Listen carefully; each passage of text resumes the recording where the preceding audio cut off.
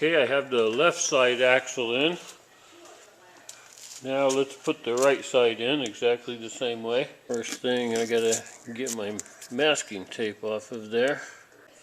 First thing I'm gonna put in is this, just slips right in there. That keeps the axle from squishing the seal.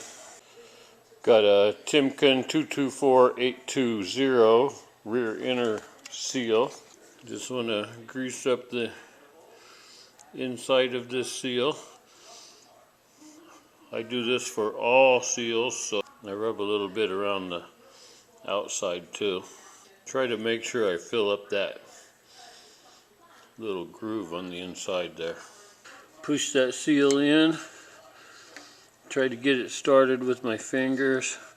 Okay, I got the seal started with my finger. Now I'm just going to pound it in until it pushes up against that seal saver a little bit. It's my seal tool.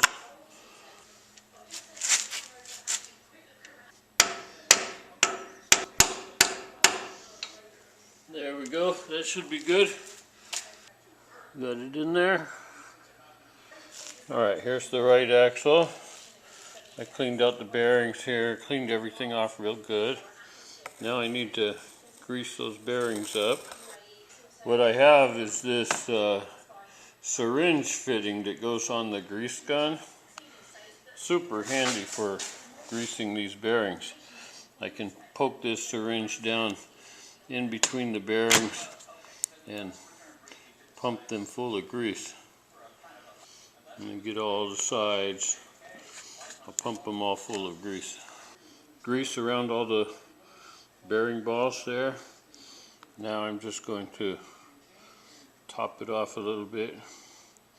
Okay, I got that filled up pretty good. By the way, I'm using Valvoline full synthetic.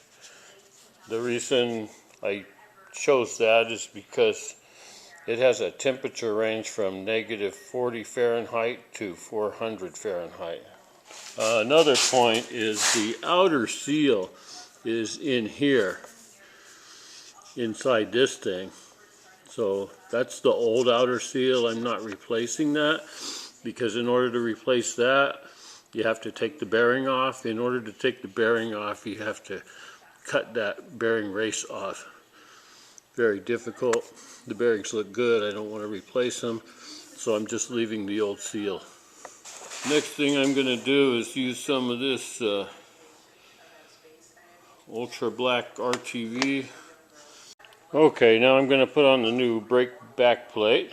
It goes up like this, and that hole for the brake cable goes forward, so that's how you know you have the right one.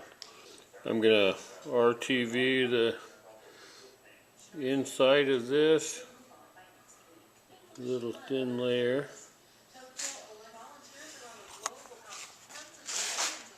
I already put a little bit around the edge of here.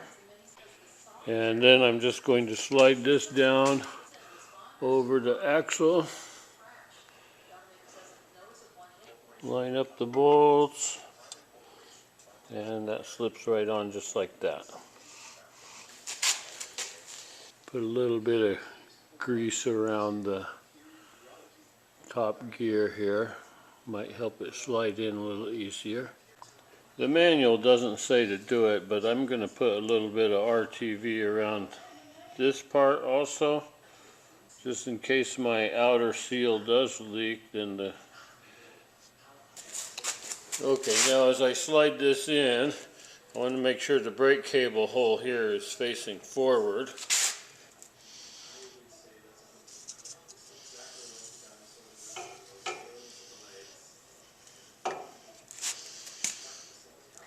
When I get right up to the end, I gotta get that other end to fit into the differential.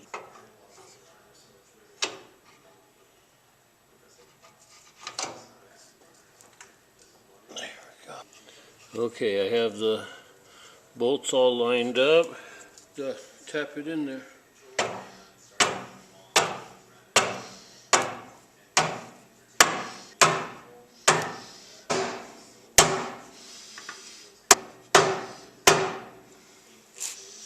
I think I got it. Now I just put these little nuts on the back here. Okay, I got those 4 inside nuts tightened up, and it's on. Check it, make sure it turns okay. Everything seems good. Now let's work on the brakes. The master cylinders are different, right and left. The left side has this bleeder valve on it. Slip right in there, and then a couple of bolts go in the other side here.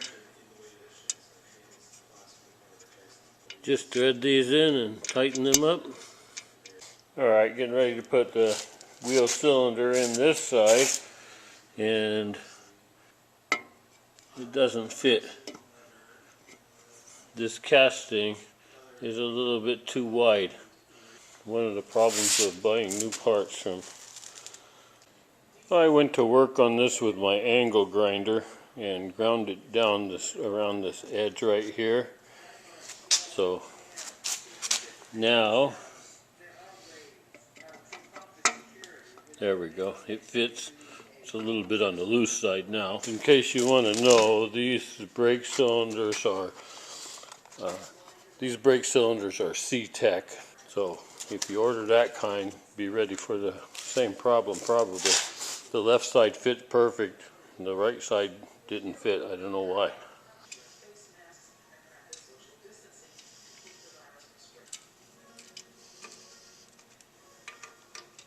Okay, the wheel cylinder's in.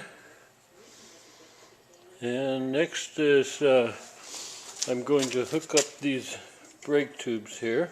The bottom one is the incoming from the main brake line. And put that in. The top one is the one that goes over to the other side. Okay, I got the cylinder tubes attached. Now I'm going to go ahead and tighten these up. Got 5 little bolts connecting the tube. Now I'm going to connect the other end. I have a new rear flex section for the brake hose. It has like 2 flat sides that lock in between 2 tabs. Slide it in on the other side.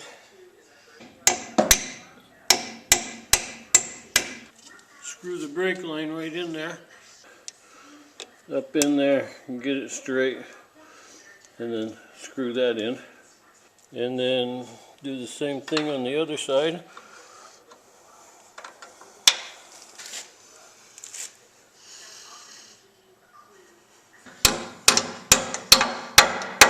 And then this one goes in here.